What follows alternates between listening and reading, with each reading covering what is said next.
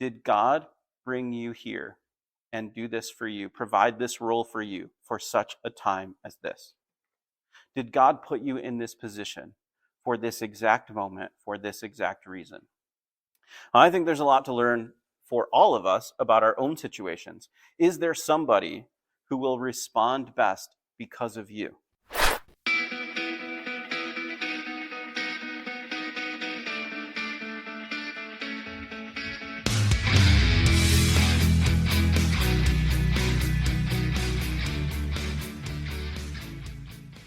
The book of Esther.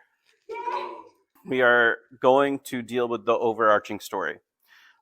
Just to kind of give you an idea of sort of the backdrop of this story, or the critical point or the apex of this narrative, I want to share some, how should I say this?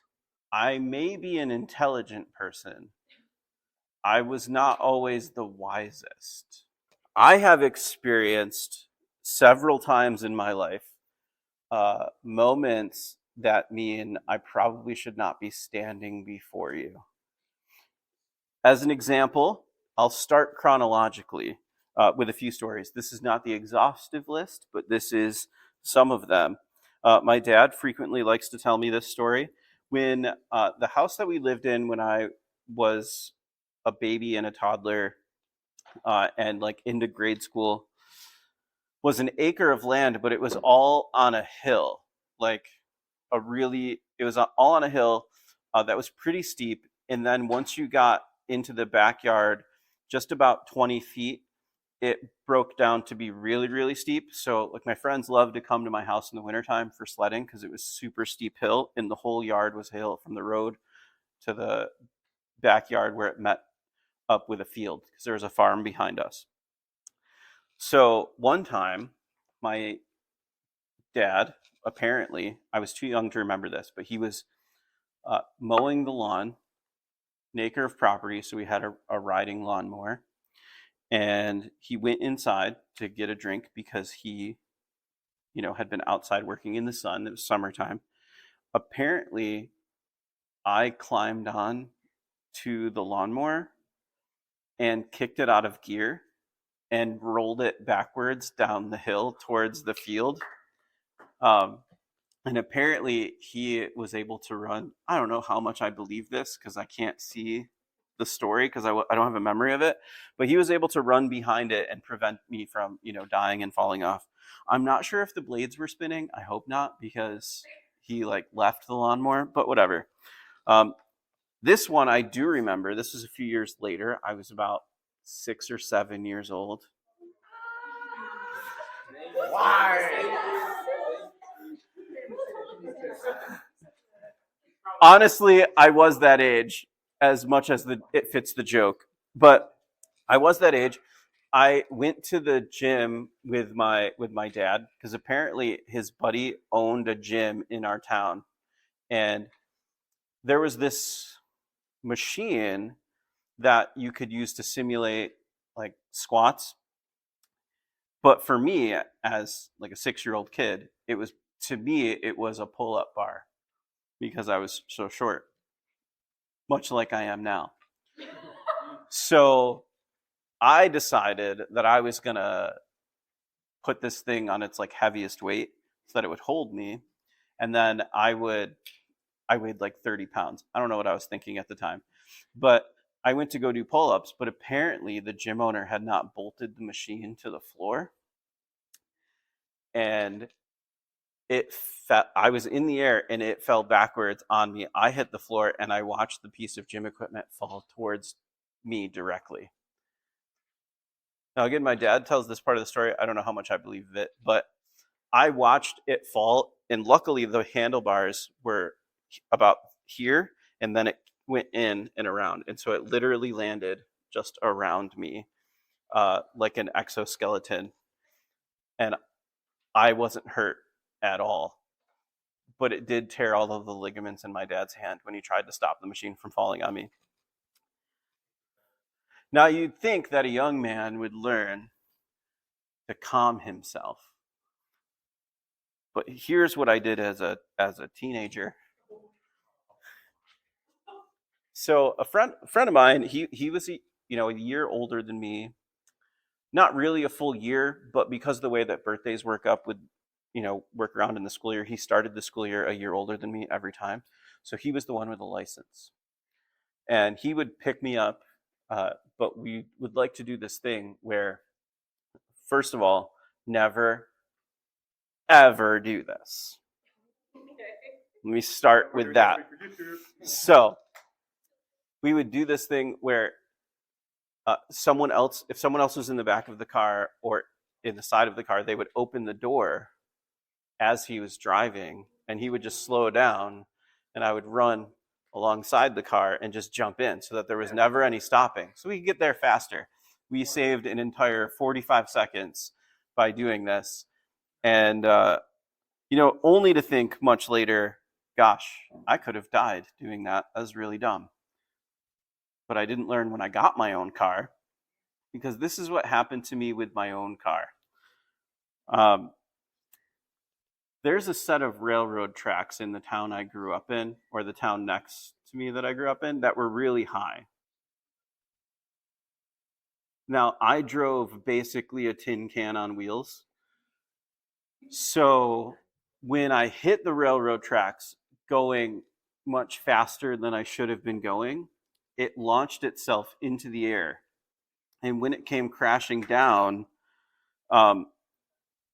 by the way, this isn't the scary part. When it came crashing down, everything was fine except the speedometer did not work anymore. So from that point forward, after going so fast that I basically broke my own speedometer, I never knew how fast I was going again. So you would think maybe I would be a bit more of a cautious human being. You'd think that.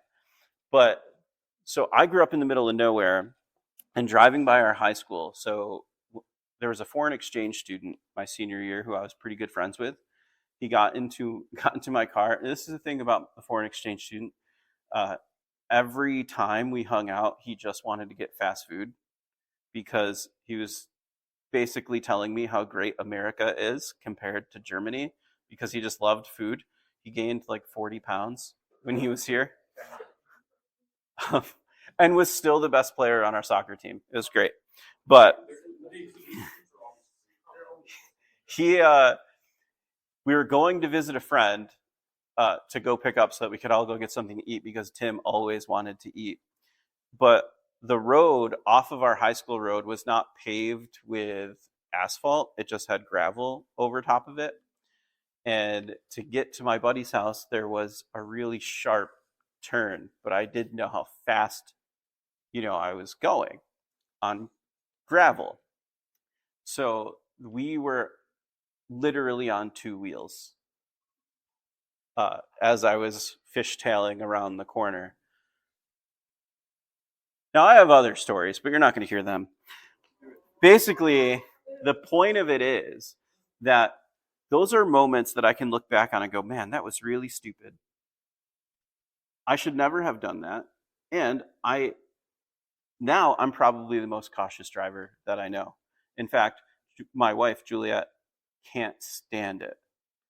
She gets really annoyed when we're driving long distance to like her parents' house in Virginia and we're driving through states and I'm going the speed limit.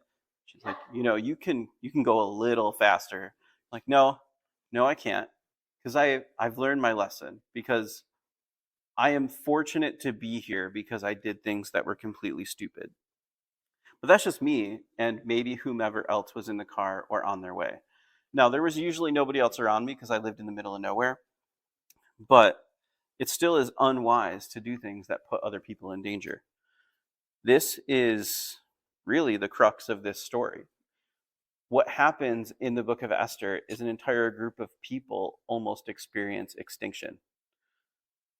There is almost an entire genocide committed because one guy is a jerk. And you will see exactly what I mean. So let's open up the book of Esther. We're going to start right from the beginning. We'll go chronologically through it. And we'll cover as much of the story as we can. So, first verse. Now it came to pass in the days of Ahasuerus that this was the Ahasuerus who reigned over 127 provinces from India to Ethiopia. In those days, when King Ahasuerus sat on the throne of his kingdom, which was in Shushan in the citadel, that in the 3rd year of his reign he made a feast for all officials and servants, the powers of Persia and Media, the nobles and the princes of the provinces before him, when he showed the riches of his glorious kingdom and the splendor of his excellent majesty for many days, 180 days in all. And when these days were completed, the king made a feast lasting 7 days for all the people who were present in Shushan the citadel, from great to small, in the court of the garden of the king's palace. So this really opens up the setting and the background of the story. We're talking about King Xerxes. Now, in the story, he's referred to as Ahasuerus. Ahasuerus is a kind of title that was given to some of the Persian kings, but his name is King Xerxes. King Xerxes is the most wealthy king in all of Persian history, and he's basically having a feast as a show off because he's super wealthy and super rich. But at this feast, everything is about to change. In verse 9, it picks up, it says, Queen Vashti also made a feast for the women in the royal palace, which belonged to King Ahasuerus. On the 7th day, when the heart of the king was merry with wine, he commanded Mehuman, Biztha, Harbona, Bigtha, Abagtha, Zethar, and Carcass, 7 eunuchs who served in the presence of King Ahasuerus, to bring Queen Vashti before the king, wearing her royal crown, in order to show her beauty to the people and the officials, for she was beautiful to behold. But Queen Vashti refused to come at the king's command. Brought by his eunuchs, therefore the king was furious, and his anger burned within him. Now here's the deal. In Persia, or in any crazy authoritarian, totalitarian state, it's basically it's illegal to refuse the king's orders. It can cause you your death to refuse the king's orders. And in this one in particular, it is a huge sign of disrespect for the queen to not respond to the king at the feast that he's having with all of the government officials that he lords over. If the people that he is responsible for ruling, who help him govern at a lower level, see the queen not respond to the king, the governors are going to think, do I have to respond? And so he gets pretty upset, and everything is about to change in the kingdom because of Queen Vashti. In verse 15, it says, What shall we do to Queen Vashti according to the law? Because she did not obey the command of the king Ahasuerus, brought to her by the eunuchs.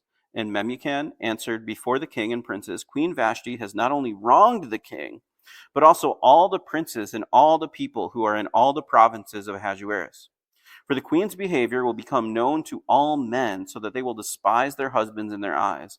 Then they report King Ahasuerus commanded Queen Vashti to be brought in before him, but she did not come. This very day, the noble ladies of Persia and Media will say to all the king's officials that they have heard of the behavior of the queen.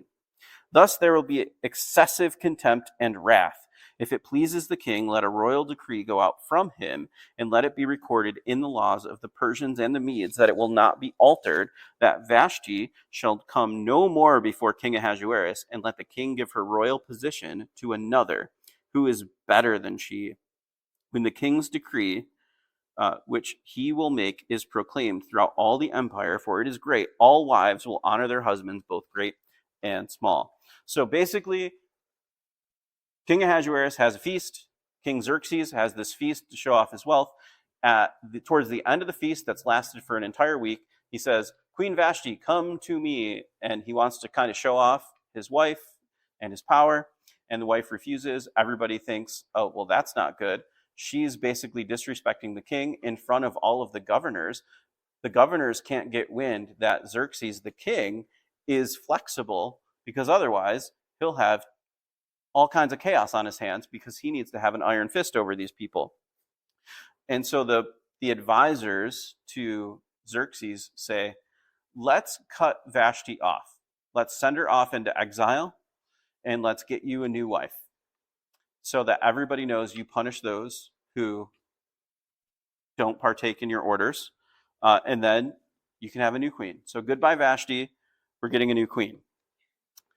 In chapter 2, it picks up where it says, after these things, when the wrath of King Ahasuerus subsided, he remembered Vashti, what she had done, and what had been decreed against her.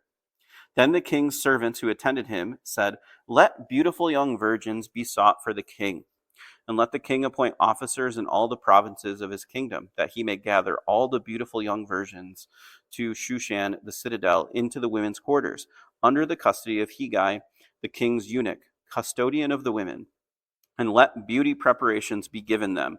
Then let the young woman who pleases the king be queen instead of Vashti. The king was pleased, and he did so.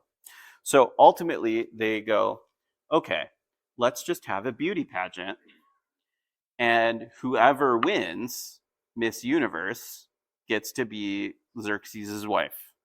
That's what's going on here. So they bring all of the beautiful girls from all of Persia to compete to be queen of Persia. Well, it picks up a little bit later. It says in verse 7, Mordecai had brought up Hadassah, that is Esther. So Hadassah is her Hebrew name. She's going by Esther. His uncle's daughter, for she had neither father nor mother. The young woman was lovely and beautiful. When her father and mother died, Mordecai took her in and as his own daughter. So Esther is Mordecai's younger cousin, but the age difference is so vast that basically he treats her like his daughter. He's her caretaker or her guardian, and he looks at her as his daughter, and they're cousins. So he looks after his younger cousin. Well, in verse 12, it says, each young woman's turn came to go into King Ahasuerus after she had completed 12 months' preparation according to the regulations for the women, for thus were the days of their preparation appointed, 6 months with oil of myrrh and 6 months with perfumes and preparations for beautifying women. Thus prepared, each young woman went to the king, and she was given whatever she desired to take with her from the women's quarters to the king's palace. Now, I get frustrated trying to leave the house to be anywhere on time, but because my wife takes forever to get out the door, or so I thought. It took them a year to get ready to show the king. So hopefully, I don't know, but at least they smelled nice apparently, because they were getting, bathed down with oil and myrrh and perfumes. But whatever. So that's the deal. Extreme Makeover Persia edition. They're spending a year to get as pretty as they can to take Queen Vashti's spot. That's what's going on. Esther was taken to King Ahasuerus into his royal palace in the 10th month, which is the month of Tebeth. In the 7th year of his reign, the king loved Esther more than all the other women. She obtained grace and favor in his sight more than all the virgins. So he set a royal crown upon her head and made her queen instead of Vashti. Then the king made a great feast, the feast of Esther, for all his officials and servants, and he proclaimed a holiday in the provinces and gave gifts according to the generosity of the king. So whatever they did in Extreme Makeover Persia edition made Xerxes so happy, they had a feast of Esther. He's like, whoa, I thought Vashti was pretty. Should have sent her to the makeup chair for a year, because Esther, I like her the most. So that's what goes on. Esther is now queen, and it picks up and it says, while Esther is queen, she's won the beauty contest and Xerxes' heart. It says, in those days, while Mordecai sat within the king's gates, two of the king's eunuchs, Bigthan, what a name, and Teresh, doorkeepers, became furious and sought to lay hands on King Ahasuerus. So the matter became known to Mordecai, who told Queen Esther, and Esther informed the king in Mordecai's name. And when an inquiry was made into the matter, it was confirmed, and both were hanged on a gallows. And it was written in the book of the Chronicles in the presence of the king. So basically, Esther's queen. Mordecai finds out about a plot of treason against Xerxes. He tells Esther, and she tells the king, and these people are arrested and taken care of. Now, this act of Mordecai basically saving Xerxes' life from an act of treason from people who wanted to kill Xerxes, is recorded in public record. So that's important for later in the story. In chapter 3, it says, after these things, King Ahasuerus promoted Haman, the son of Hammedatha the Agagite, and advanced him and set his seat above all the princes who were with him, and all the king's servants who were within the king's gates bowed and paid homage to Haman. So for the king had commanded concerning him, but Mordecai would not bow or pay homage. So this advisor of King Xerxes named Haman gets promoted, and he's a really prideful guy. He walks by Mordecai, who is Esther's cousin, but nobody knows that. He refuses to bow down, and now Haman is really mad because he wants everyone to basically worship him. He thinks the world revolves around him. So my guess is he's probably 15. Just kidding. So, verse 8. Haman said to King Ahasuerus, there's a certain people scattered and dispersed among the people in all the provinces of your kingdom. Their laws are different from all other people's, and they do not keep the king's laws. Therefore, it is not fitting for the king to let them remain. If it pleases the king, let a decree be written that they be destroyed, and I will pay 10,000 talents of silver into the hands of those who do the work, to bring it to the king's treasuries. So the king took his signet ring from his hand and gave it to Haman, the son of Hammedatha, the Agagite, the enemy of the Jews. And the king said to Haman, the money and the people are given to you to do with them as seems good to you. So Haman's anger goes beyond Mordecai to basically he takes one act and turns it into hatred of all of the Jews. Because of this, and because of his service to Xerxes and his role as an advisor, Xerxes gives Haman his signet ring. This is really important because that is the symbol of authority. Anytime a decree was written, the king would stamp it with his signet ring like a wax seal on an envelope. That would show that it was approved by the king. That was the way that you knew a decree was lawful. So Haman now has the ability to give a decree with the power of King Xerxes. He's built himself up with his pride to have the same power as Xerxes at this moment in time, and he's going to use it out of jealous rage against the Jews to commit genocide. That's what he wants to do. He wants to wipe out all of the Jewish people from the kingdom of Persia, which, by the way, all of the Jewish people lived in the kingdom of Persia, because even those that returned to Israel were still under the control of Persian authority. So he's looking to wipe out an entire people group. So it goes to say in verse 13 and 14, the letters were sent by couriers into all the king's provinces to destroy, to kill, and to annihilate all the Jews, both young and old, little children and women, in one day on the 13th day of the 12th month, which is the month of Adar, and to plunder their possessions. A copy of the document was issued as law in every province, being published for all people, that they should be ready for that day. So the decree is sent, and there's an appointed time and an appointed day in the entire kingdom and all of the provinces to commit genocide against the Jews, and payment for those who do it, and so that they can all be captured at once. And this is important. He does this as a way so that if it's all done at the same day, at the same time, there's nowhere to escape to. So if somebody escapes a province, they don't have family members they can run to and warn for everybody to run away. He's hoping to accomplish this all so that there's no escape and they win by surprise and have no ability to communicate and coordinate any escape plan. This is evil, genocidal, maniac, because Mordecai didn't bow to him and he's not the king. All right, so you got it.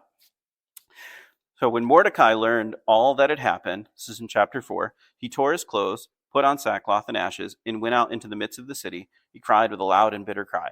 This is a proper reaction.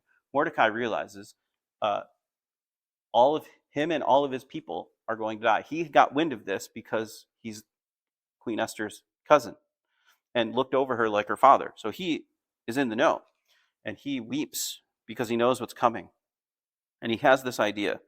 So Mordecai is talking back and forth with Esther, and you pick up in that conversation in verse 13 of chapter 4. It said, Mordecai told them to answer Esther, do not think in your heart that you will escape in the king's palace any more than all the other Jews.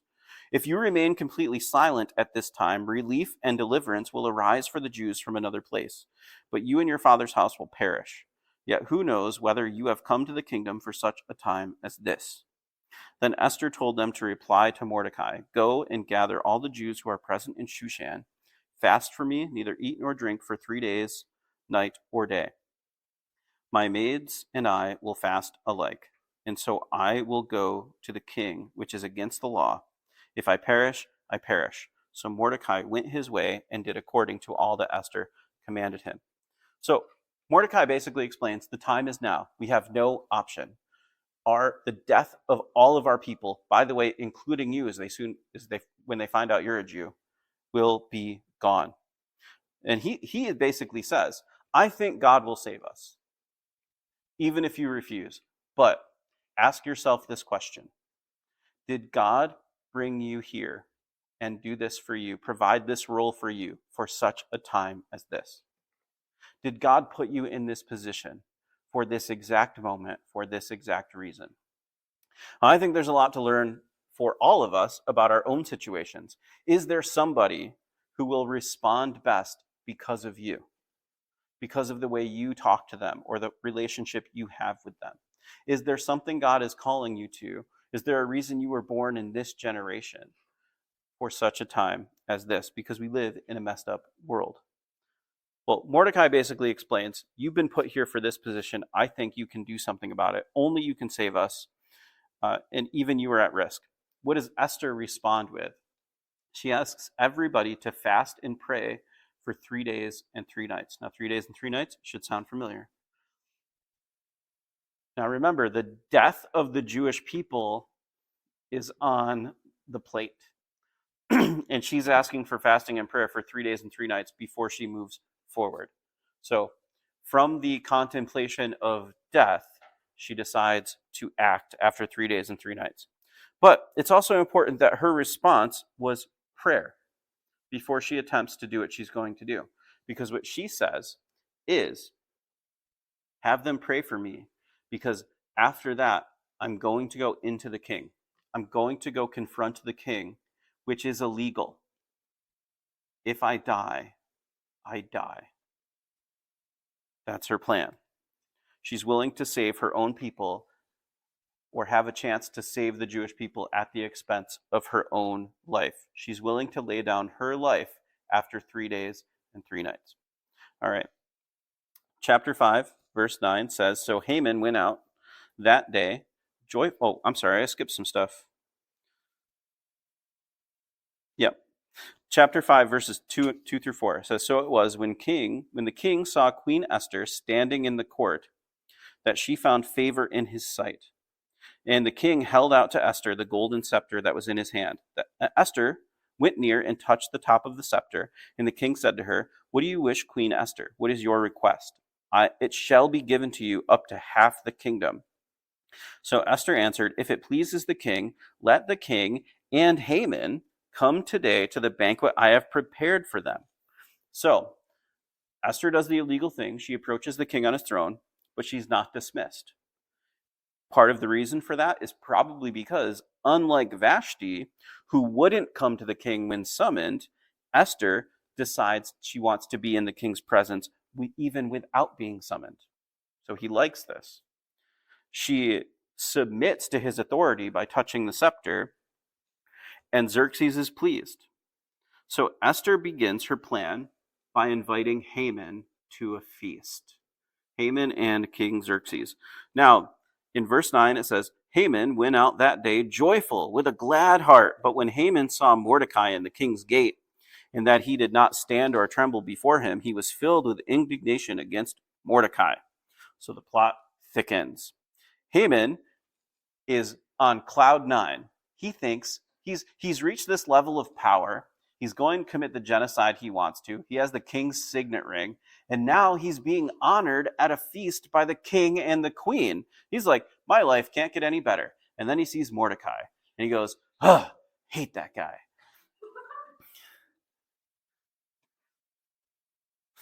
So, picks up in verse 14, his wife, Zeresh, and all his friends said to him, let a gallows be made, 50 cubits high, and in the morning suggest to the king that Mordecai be hanged on it. Now, 50 cubits is about 75 feet, so you know.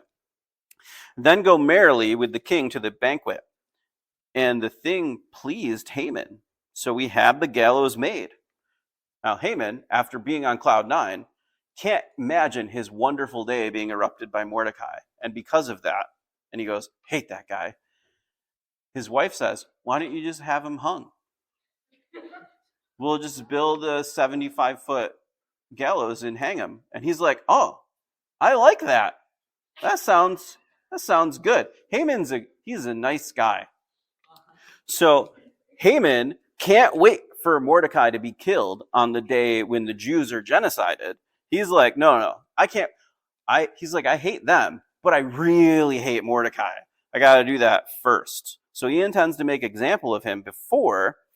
So Haman, he's the one who seeks power and honor and is self-obsessed. He thinks he's the greatest thing ever. He can't stand that someone won't bow to him. Mordecai, however, unknown to Haman, protected the king without a need for recognition. And he's hidden his relationship with the queen. This is a picture of humility versus arrogance. Mordecai has not used his relationship with Queen Vashti, or with Queen Esther himself. He has not made it known to Xerxes or any. He's tried to help Esther see what she can do from her position, but he hasn't made it known. He hasn't used her fame for his own good. All right, and he also protected the king's life. He saved the king's life and sought nothing for it. On the other hand, Haman, who's done nothing but try to serve himself, wants to kill Mordecai, even before he gets to kill everybody else. He's a little appetizer murder for Mordecai, is what Haman's looking for. I'll pick up in chapter 6. It says, that night the king could not sleep. So one was commanded to bring the book of records of Chronicles, and they were read before the king. And it was written that Mordecai had told Bigthana and Teresh, two of the king's eunuchs, that the doorkeepers who had sought to lay hands on King Ahasuerus, that the king said, what honor or dignity has been bestowed on Mordecai for this? And the king's servants who attended him said, nothing's been done for him. So this is God's providence. At the right moment, at the right time, Xerxes can't sleep. It happens to be the night that Haman is building a gallows to hang Mordecai in. Xerxes can't sleep. And he goes, I can't sleep. I know what will put me to sleep. Why don't you bring some of the public records to me and just read government records? That'll knock me out. It's probably a good plan. However, the government records that are read to him contain the fact that Mordecai saved Xerxes' life. And he goes, wait a second, some guy saved my life? Did we do anything for him? And they go, well, no. All right, so it picks up and it says, so Haman came in and the king asked, what shall be done for the man whom the king delights to honor? Now Haman thought in his heart, whom would the king delight to honor more than me? That's Haman for you. My life just keeps getting better. Everybody loves me so much. And Haman answered the king, for the man whom the king delights to honor. Now you're getting Haman's heart because he thinks it's for him. He says, let a royal robe be brought to the king, which the king has worn, and a horse on which the king has ridden, which has a royal crest placed on its head. It's like, make this guy basically look like the king.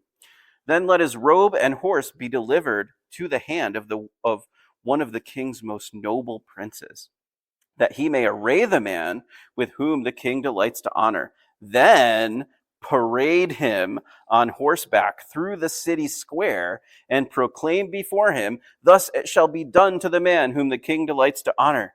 And then the king said to Haman, hurry, Take the robe and the horse, as you have suggested, and do so for Mordecai the Jew, who sits behind the king's gate. Let nothing be undone of all that you have spoken." So in a wonderfully hilarious twist, Haman wants to execute Mordecai publicly, but Xerxes finds out that Mordecai saved his life. And so now, instead of executing him publicly, he has to give Mordecai everything he desires publicly and shout for joy while he does it. God is awesome. I love it. So pick up in chapter 7, it says, on the second day, now remember, Esther's been having this banquet that's going on for a couple of days now with Xerxes and Haman. Now, Haman was just on cloud 9. He thought he was getting everything. He still is going to the feast where he thinks he's the honored guest with Xerxes and Esther. So even though he has to do this thing for Mordecai, he still has this saving grace of like, well, I'm still the one who's going to have dinner with the king and the queen. So on the second day, at the banquet of wine, the king again said to Esther, "What is your petition, Queen Esther? It shall be granted to you. And what is your request? Up to half of the kingdom it shall be done."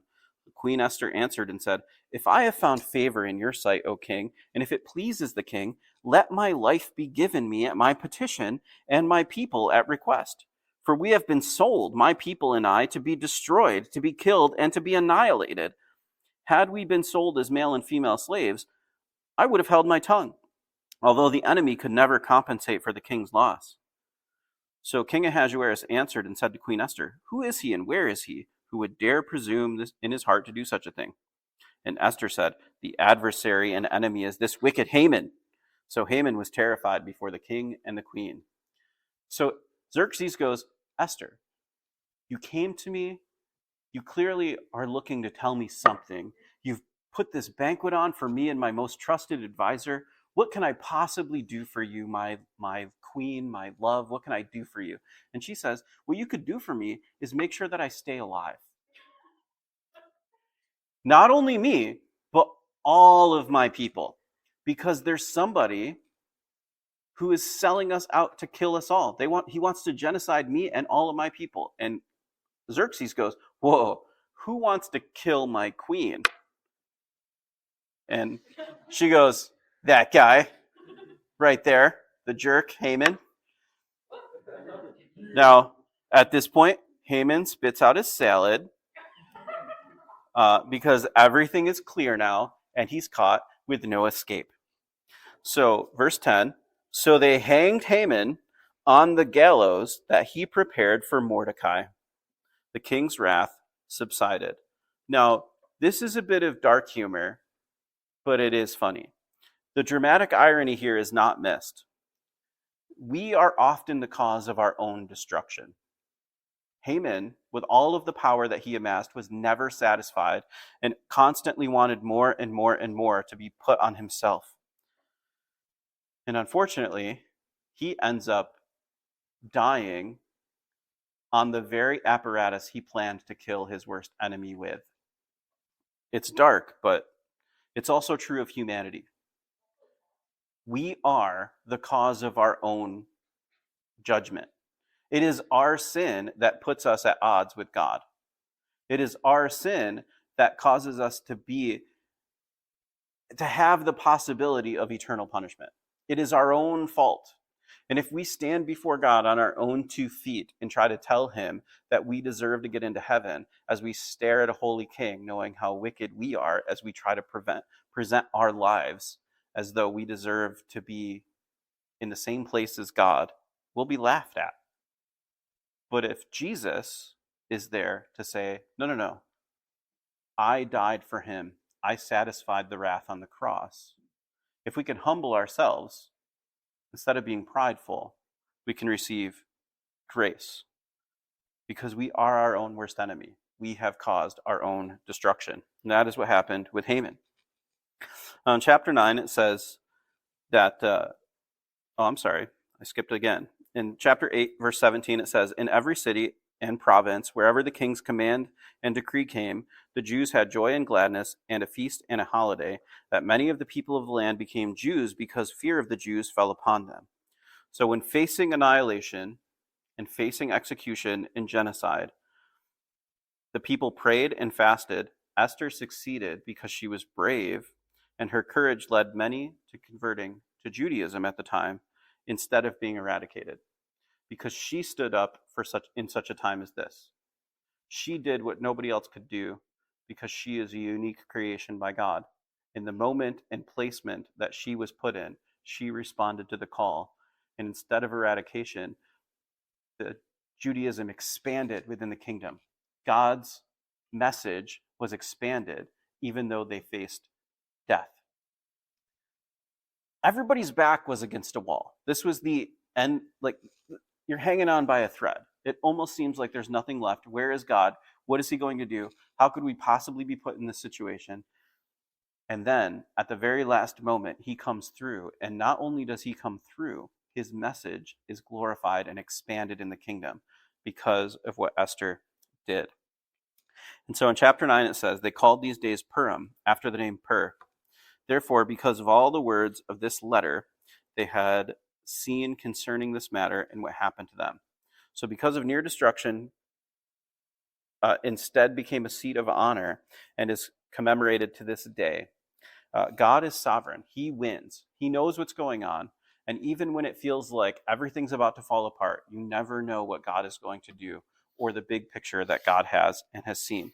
So even though they faced destruction, the day that they faced destruction instead became a feast forever that is still celebrated today because of what Esther did. And that feast is called Purim.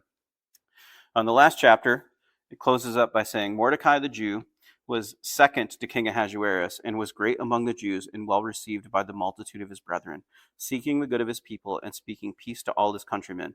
Mordecai takes over Haman's position, completing the irony of Haman's pride versus Mordecai's humility.